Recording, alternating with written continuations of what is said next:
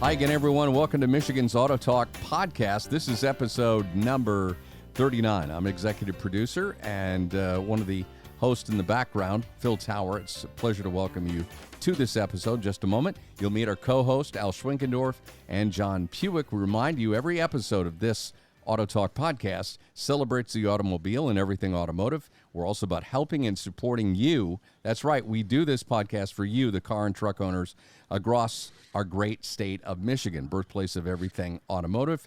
You can listen to us wherever you listen to your favorite podcasts. We're on Spotify, we're on Apple Podcasts, we're on Google Podcasts.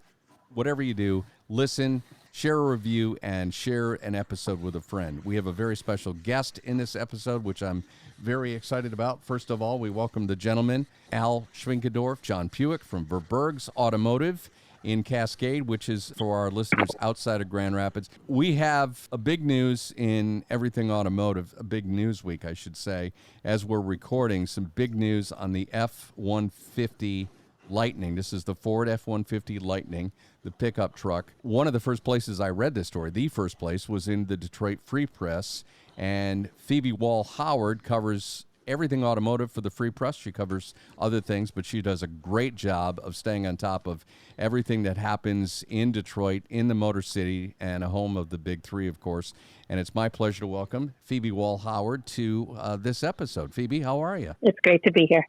Well, it's great to have you. And Al, John, say hello to Phoebe. Hi, Phoebe. Thanks for Hey, joining guys, us. let's talk some trucks. Yeah. So talk about the F-150, because as we are recording on this Tuesday, some big news broke today out of Ford Automotive. You had it in the Free Press this morning. Tell us about it. Well, it's a big deal because a lot of people, I know you guys and the listeners understand the value of the F-150, but Ford has just announced, of course, that they're ramping up their production ability in Dearborn, Michigan, so they can actually meet demand with the Ford F-150 all-electric Lightning. What people fail to realize when you talk about 200,000 potential orders is that's more than $8 billion, right? The average one being about 50,000, but the prices range from 40 to 90. That's what they're selling for, $40,000 to $90,000 a piece. So this week, and when this airs, it'll be just a few days past, people will be able to order for the first time. All these are, just reservations. People have put down $100 and climbed in line, and now Ford is going to comb through that list of 200,000 people and ask, do you want to order? Yes. Let's place it. Let's go. And if not, pass to the next person. And then they'll decide how many they can build in 2022 and go from there. I'm a Ford guy. We make our living off GM vehicles. For some reason, we see more GM trucks in the shop than we do Fords or Dodge. John, just cut it out. It's a fact. Come on, you. But here's the deal. And I don't always agree with their engineering and everything else, but they did everything right. When they gave Obama the finger and said, we're not taking your money, that made me very, very proud to be a Ford owner. When they switched over to their aluminum body to lighten things up, because electric vehicles aren't really necessarily lighter than internal combustion engines, they made a right move there. And when they bought that old train station downtown and turned that into their research and development place, I just think Ford's quietly crawling back up the ranks to surpass GM. Well, I have to tell you, Ford actually just passed GM in terms of market value. So that is kind of a shock. And that is years in the making, but, in terms of billions of dollars, Ford is now valued at more than General Motors. And I want to share that because not only is it the current value, what they're producing today, but it reflects what investors see as the future, if that makes sense. The valuation goes to that. But passing General Motors is a pretty big deal to people. Ford has not been in that position, and it's certainly in the position now. Phoebe, I want to ask you about the process of actually ordering. So if I'm one of those lucky thousands of people who put $100 down on the Ford F-150 Lightning, I go into the dealership, calls me. They say, they'll do you invite want you by mail, Okay. email. They're going to email you. You'll get an alert, and they'll right. do these in little waves. So everybody will not get an email. The first few reservations will get an email. You'll get a signal in your system and say, you've got your invitation pending. It's an invitation to buy the Lightning. Okay. And you can accept the invitation. You've got your color and all the specs, and you move forward with your dealer and finalize everything. They're really firm about making sure it's transparent. You see the total pricing and all of it. Okay, but what about delivery date? What is the estimate? Would it even be realistic to expect the vehicle in 2022? Has Ford said anything? Yes, I'm so glad you asked that. So part of the concern and reality is some people will decide to move forward based on when they'll get the truck. So Ford is planning on delivering the truck starting this spring.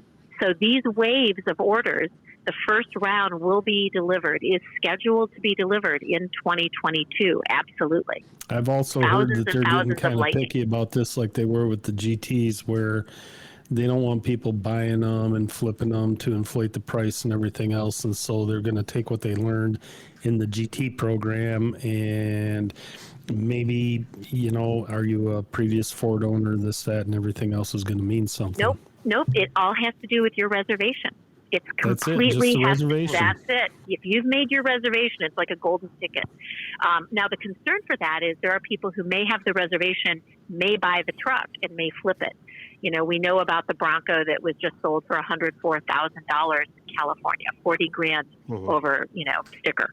So that is a concern. And so, Ford's monitoring it. But no, if you have the reservation, you've got the green light to buy. Are you shocked that it's only $100 and it's not like $5,000?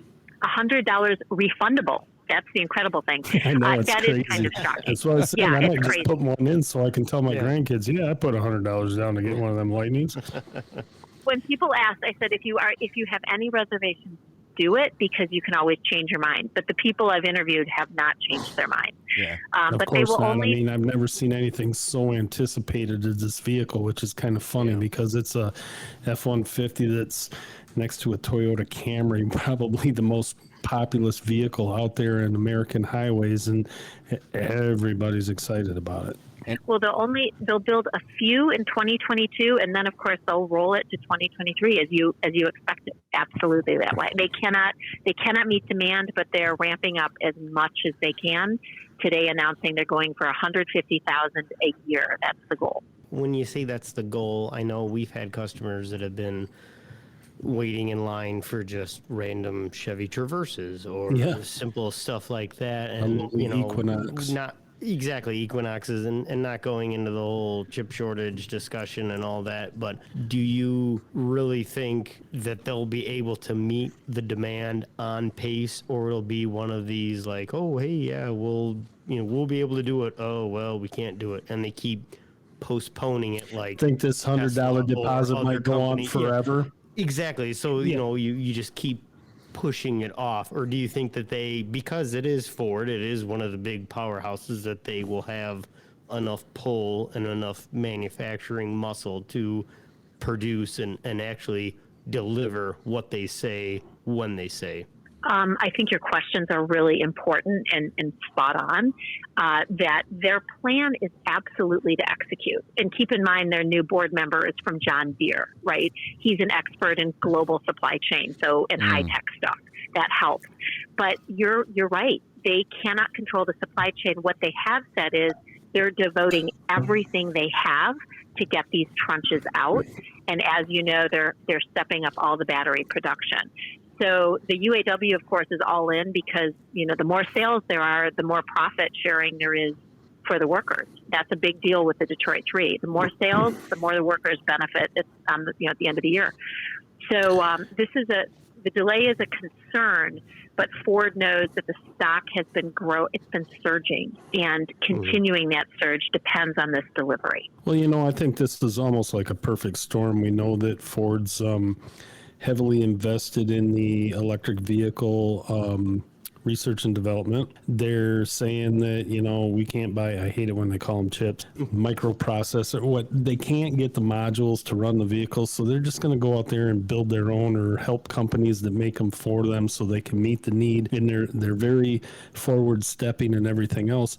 But on an episode or two ago, we talked with a specialist from a Chrysler Alfa Romeo Maserati dealership, and he's talking about the new trend about you ordering your car, not dealers having 100 million of them on the lot, but how it's going to be this.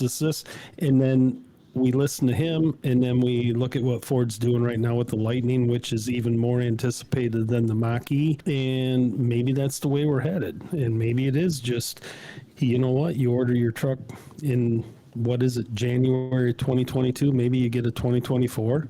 This particular vehicle, I think they got people that will wait that long for it. But maybe we're seeing a whole big change on how all this is done.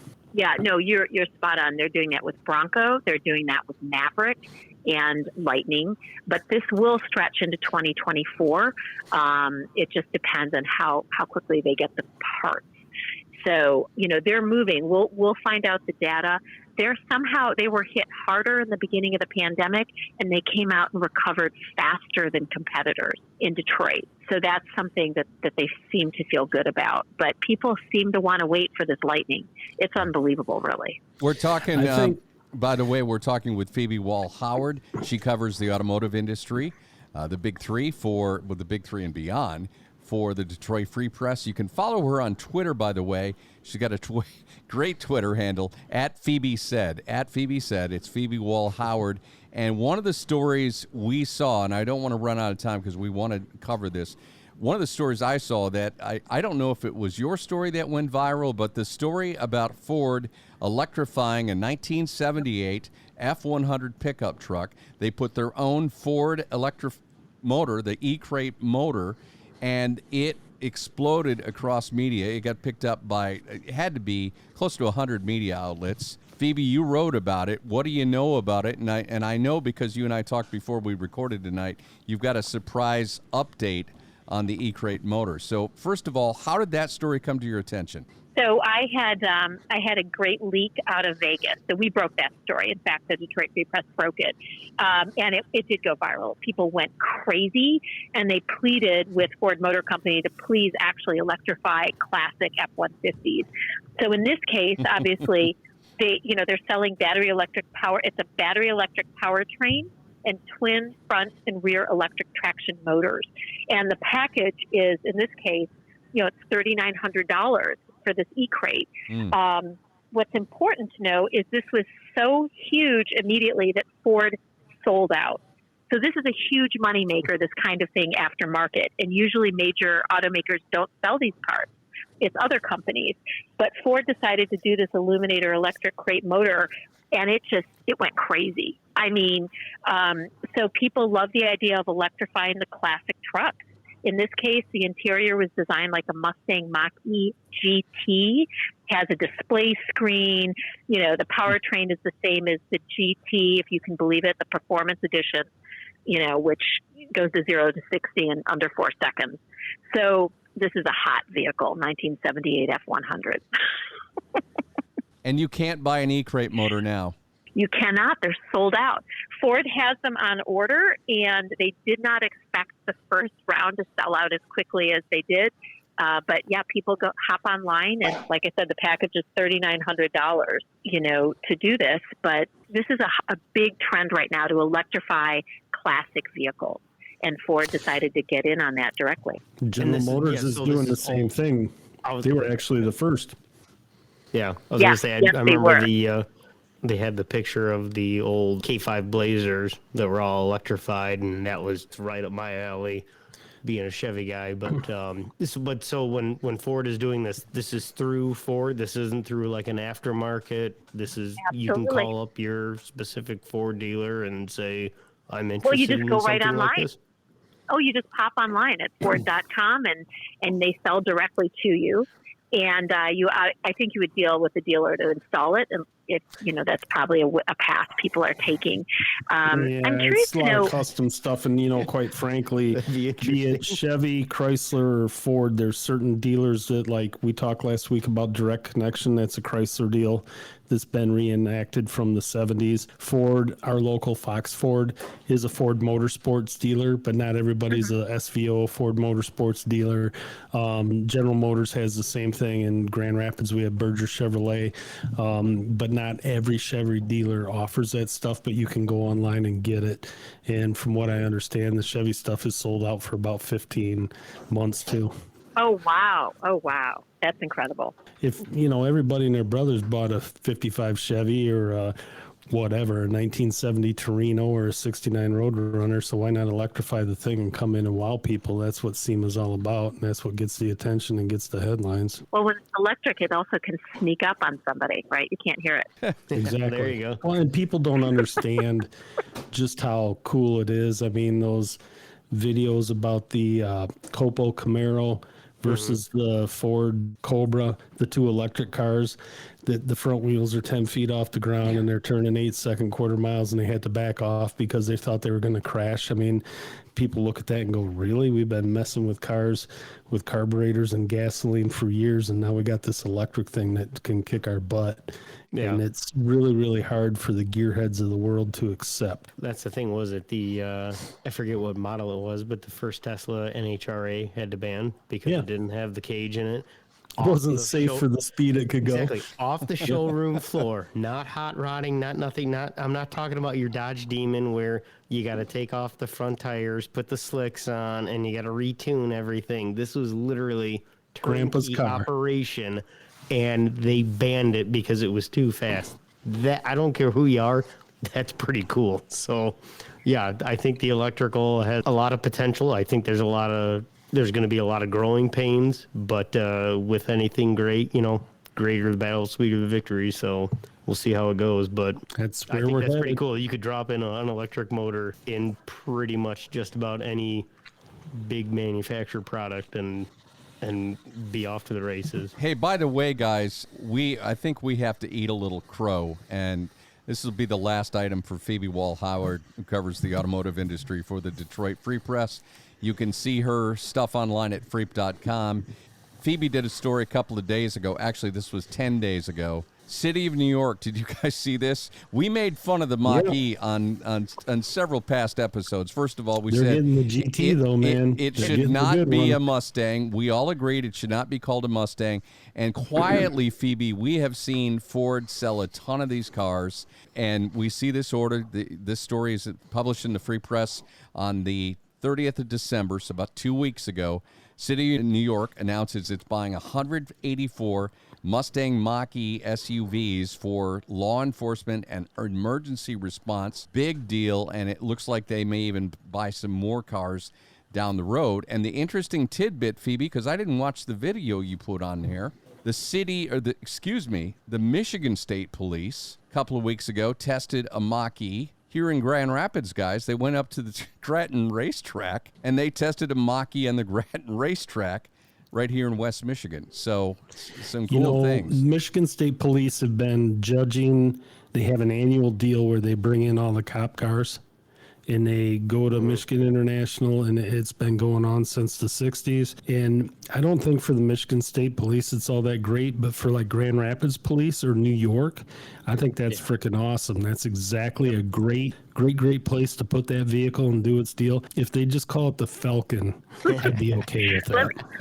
I do want to remind you guys, so not only did New York spend $11 million on the Mach-E, but I had a number of readers ask if the Mach-E could have chased OJ if it would have run out of battery. I mean, I literally had readers like crazy saying, would they have gotten away? And I want to remind you, OJ was a slow 60 miles, and the Mach-E goes, almost 300. So, the Mach-E would not have run out of juice. Yeah. Chasing juice. Oh, right? boy, that's there a bad pun. I got to tell you, though, you just explained to us how the new man in charge is from John Deere.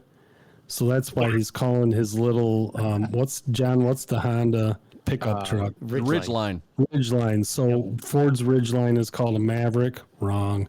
The Mach-E for a four-door, and it's not supposed to be a Mustang. It's because of him. I have a brother-in-law who is a nuclear, electrical, and petroleum engineer, something like that. And he worked for a company that made petroleum products for John Deere. That's how those people think. We just can't help that in the car world. That's who's joining Ford. I mean, it's Apple, Tesla, and that. Yeah, that's the future. There you go. Phoebe Wall-Howard, thank you so much for being a guest on this episode of the Auto Talk podcast. We hope you'll come back, and we love reading what you write about in the Free Press. And thank you for sharing some of your wisdom, some of your insight with us. It's been a lot of fun. Thank you so much. Bye-bye. Phoebe Wall-Howard, again, you can follow her on Twitter. She is at Phoebe Said, and she's, of course, at the Free Press and the Free Press online, freep.com.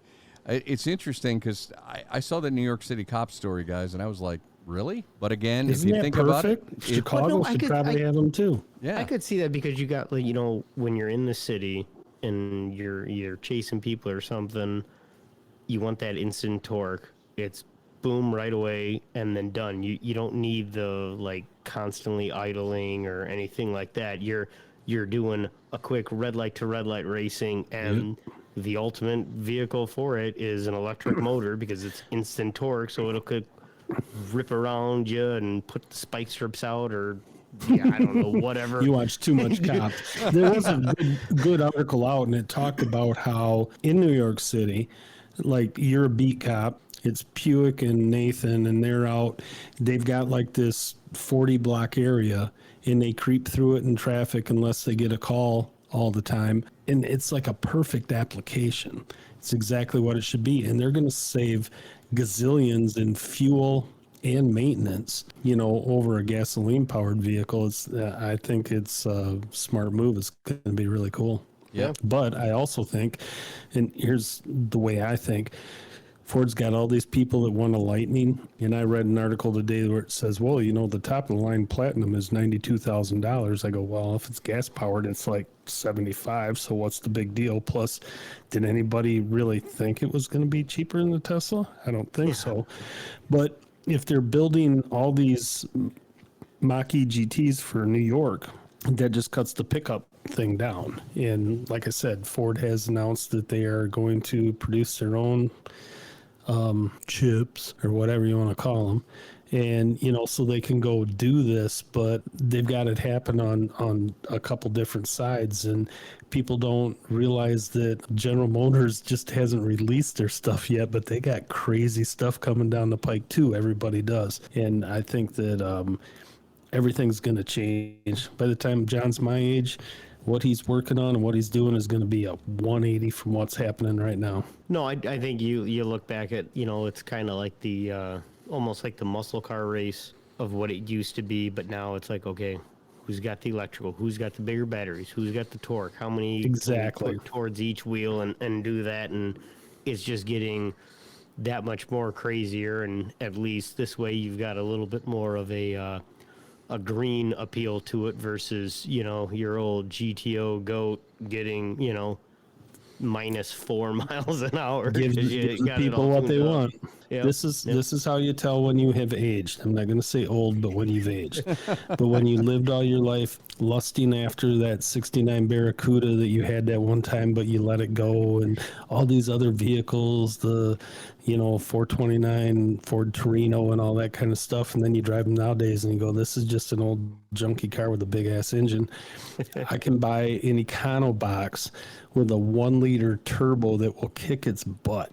An entry-level Kia today is 10 times the car of a 1970 Cadillac Eldorado Baritz. It really is. Yeah. That's just the fact of the matter. They keep getting better and better, and yes, they're different, but like morons, we used to drive around in the snow in rear-wheel drive. Now, the worst vehicle we have to drive in the snow is front-wheel drive, and that's 90% better. Yeah. I don't know. I guess I'm getting old, but things are changing, and I think the way we buy cars and all that is changing. And I've heard from a lot of companies that whole thing about, driving down 28th Street and a guy having, who's the cowboy dude from St. John's that's got all the Sunday and Chevrolet, come on down, we got 2,900,000 cars, that's not going to happen. You're going to go in and get what you want, and they're going to produce it, and it's not going to be 2 years. They're going to get it to you in 3 months, and off you go. And I think that's where we're headed. You think of like the old Formula One cars and the old like NASCAR, where you had them running, and what they are to now, So like Al, you were saying, these Hondas, it's going to, destroy it off the line.